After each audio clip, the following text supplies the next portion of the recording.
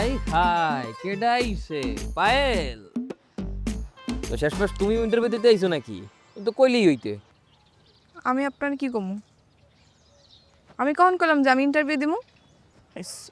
হে পায়েল এটা কি বললা আমার গ্রামের মধ্যে এমন কোনো মাইয়া নাই যে বাকুর কাছে ইন্টারভিউ দিতে আসে নাই। বাকুর একটারও পছন্দ হয় নাই, সব করে ফেল করছে। রতন ভাই